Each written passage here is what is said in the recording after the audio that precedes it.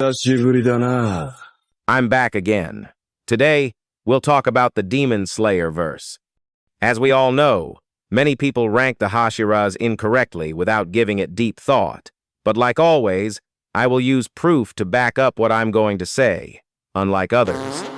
I'm going to rank them properly using my 53,000 IQ to make the ranking as perfect as Cell. Like a soon-to-be broken man once said, "You're either perfect, or you're not me."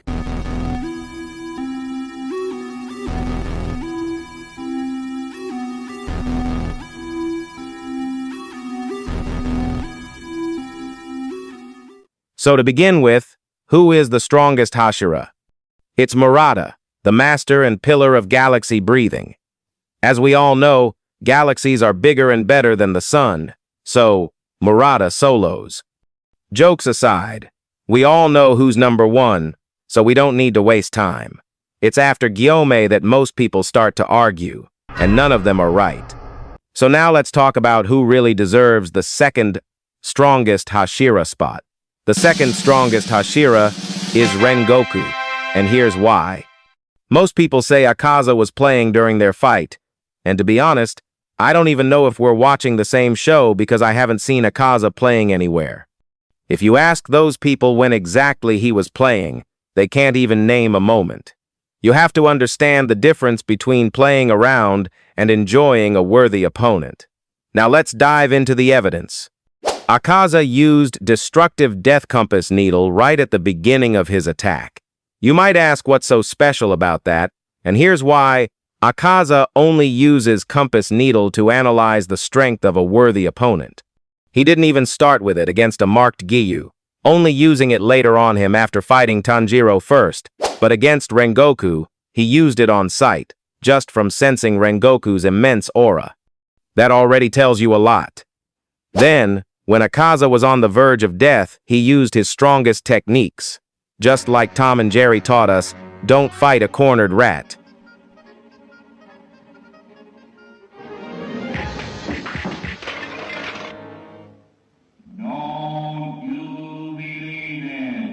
Akaza was desperate to survive and had to use his ultimate attacks, including Air type, which he used not once, but twice on Rengoku, the same one he used again at the end of his life.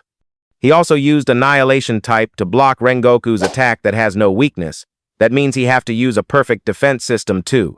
He didn't use any of these in that same way against Tanjiro or Giyu.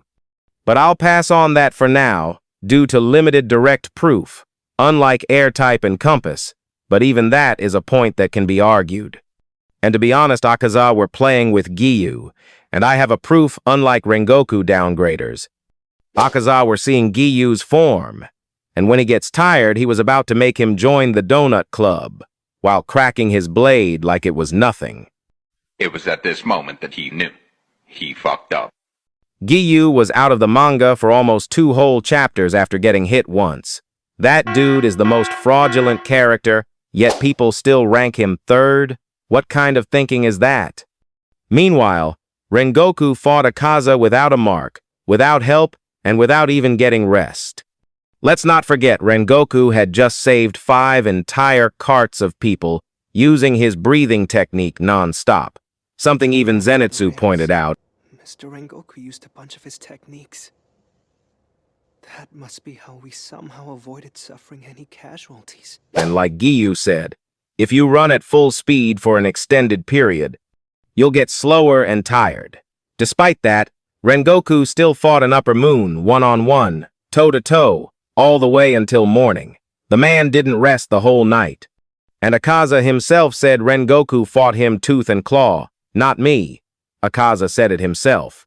Rengoku's speed and strength were on another level, and even after his core was destroyed, he was still stronger than Akaza.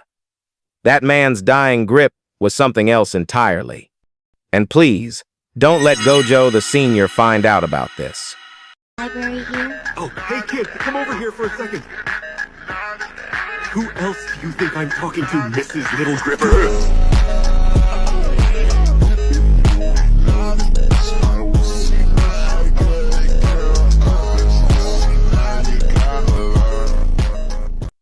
Rengoku was growing mid-fight, with a potential that could surpass even Mr. Potential. Akaza admired everything about Rengoku. He immediately asked him to become a demon, something he didn't even consider with Giyu until he got the mark. Akaza begged him multiple times to become a demon so they could duel forever, and that's because Akaza respected his strength. Some people say that means Akaza was holding back because he wanted Rengoku to turn into a demon. I'm sorry, but if you think that, your IQ is below average. That reasoning shows that Akaza was serious, because in order to convince Rengoku, he had to bring him close to death, to make him fear dying, and see the appeal of immortality. That's why Akaza punched through his body. And lastly, let's not forget that Rengoku was at a big disadvantage, not just because he was markless, tired, and alone, but also because of his more refined battle spirit, which is actually a weakness against Akaza. The more refined your fighting spirit, the more accurate Akaza's attacks become, and Rengoku had one of the most refined, battle-hardened spirits in the series. His spirit grew so much during the fight that it made Akaza shiver with goosebumps. You won't see Akaza give that kind of respect or emotional reaction to marked Giyu. And let's not also forget that Rengoku was closer to get into the highest realm that Akaza mentioned. And after that, we know the highest realm is the nonchalant mode that Tanjiro or other sun breathes achieved. Rengoku being closer to that realm that Akaza also wished to be without mark or anything else makes him I have more proof too, but just to avoid taking up more of your time, all of this alone is more than enough to prove that Rengoku is definitely the second strongest Hashira, if not the first. And the third strongest Hashira would be Lil Uzui. Again, this character is heavily underestimated by Demon Slayer fans.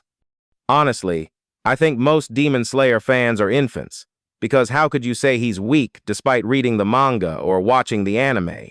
I think they just watch the fight and forget to analyze anything. Most people think he's weak simply because he fought Upper Moon 6, but the fact that none of the other Hashiras could have killed Gyutaro except Lil Uzui is crazy. And here's why. Gyutaro is the last ranked Upper Moon, but his speed makes him the fastest Upper Moons, proven by the fact that he slashed Lil Uzui without Uzui even noticing it. And that's insane considering Lil Uzui is the fastest Hashira, even without using breathing techniques. With breathing, he's even faster, since sound breathing is derived from thunder breathing, which is all about speed.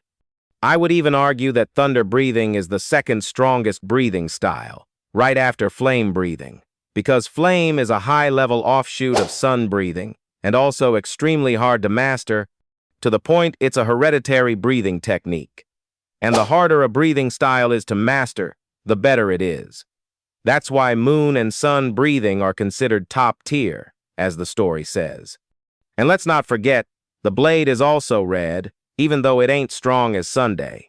Now, some people say stone breathing is better, but it's honestly not that strong of a technique. People only think that because of Gyomei. Stone breathing isn't widely used because it requires a difficult tool and an extremely strong body to wield it. While it might be the best for offense, it lacks in defense. Back to the point, Lil Uzui being the fastest Hashira and still getting hit by Gyutaro means every other Hashira would have been hit too, which would have been an instant death for them, resistant to poison. And even with that resistance, he still struggled to withstand Gyutaro's poison. And let's not forget the man lost an arm, was poisoned, lost an eye, was tired, and still kept up with an upper moon while creating a perfect breathing form that would substitute the see-through world. That is an insane feat. And yes, having a bigger body is also a huge advantage. People glorify the other Hashiras just because they fought in the Infinite Castle, as if Lil Uzui and Rengoku couldn't do the same or even better. Let's be real. These two fought under massive disadvantages, while most of the others had help or more favorable conditions. The only reason I didn't put the God of Festivals in second place is because flame breathing is better, and that's the only reason. And also, Let's not forget that Uzui himself looked up to Rengoku. Rengoku, how would you fight against this? What if I'm just not able to handle this like you could? And no, this is not only from respect. He was talking about his strength, like how he said, how would you fight against this? Even the flashy god of festivals acknowledged Rengoku as someone on another level. So now, let's see who ranks fourth. Ranking the rest of the Hashiras after this gets a bit more difficult, but we'll use the info we have and make it perfect, unlike the other low reading ability gooners out there. I would say Obanai or Sanemi deserves the fourth spot. You can choose between them based on whichever feat makes more sense to you, but either way, fourth and fifth belong to them. When we came to Avatar, the last temper bender, he fought Mama Coco. And to be honest, most of the battle Sanemi was defending, even though Kokushibo didn't put in that much effort and didn't get a single scratch. But Kokushibo admiring Sanemi is already a big feat. Not only that, but after Sanemi got wounded, he was still keeping up with Kokushibo while increasing his speed thanks to his Demon Slayer mark. However, the moment Koko's 1500-layer Cartier kimono tore off and he got serious, Sanemi couldn't keep up anymore. So let's give Sanemi 1 point for that performance, and another point for fighting against Muzan afterward and doing better than some of the others. That earns him a total of 2 points. Now let's talk about Iguro. As we all know, he didn't fight an upper moon like the others did, but to make up for that, he fought Muzan extremely well, even going as far as defending others during the fight. That alone earns him 1 point, but his best feat is this. He turned his blade red by himself, with no one else's help. Not even Gyomei did that. All the others had to clash their blades together to make that happen. But Iguro did it using just his grip, which earns him another 1 point. And here's where he really shines. He was able to see through the transparent world for a brief second before Muzan made him blind, and that feat is worth 3 points on its own.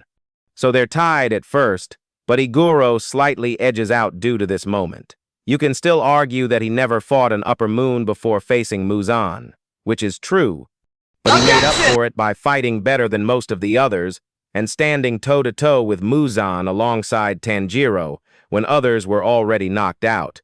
That more than compensates. Another important comparison is their breathing styles. It would be great if we had an official ranking for breathing techniques, but since we don't, it's hard to judge purely on that. I'd personally say wind is better than serpent, since serpent is derived from water breathing.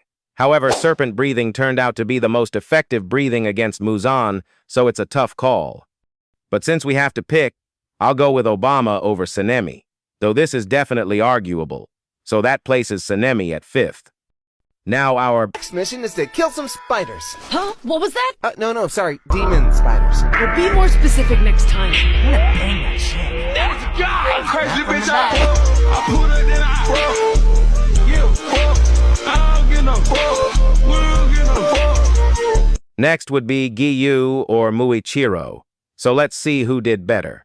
Giyu fought Akaza better once he got his mark, even though, as I already explained, he didn't do well enough. So I don't need to repeat that again.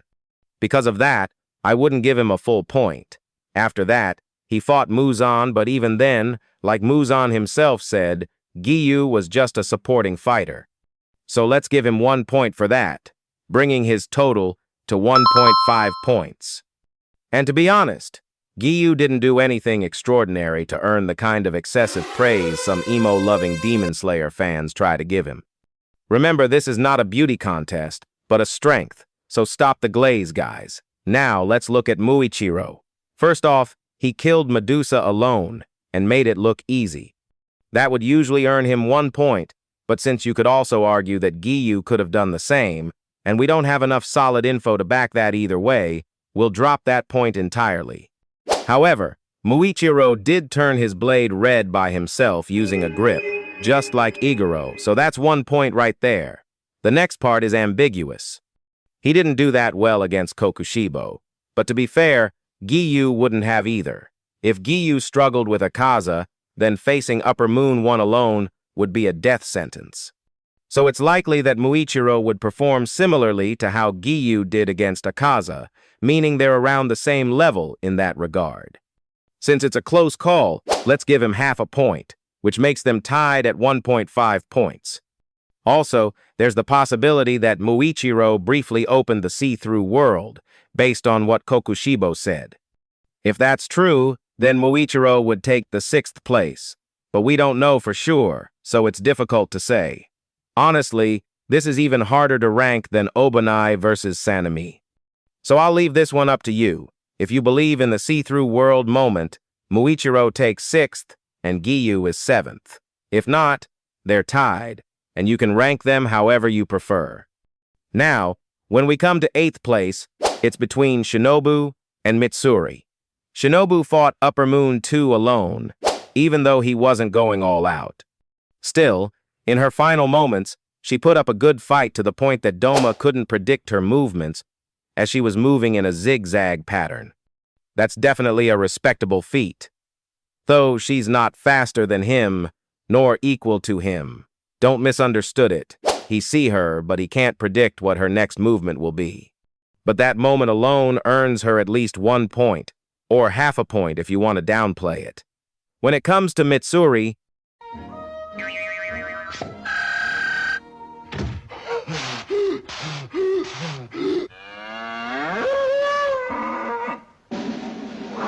she didn't put up a great fight against Muzan. She couldn't even see his attacks. But at least you can argue she was fighting a serious Muzan, unlike Shinobu, who faced a Doma that wasn't going all out. So to keep it fair, we'll give them both half a point. But to break the tie, we have to go deeper with analysis.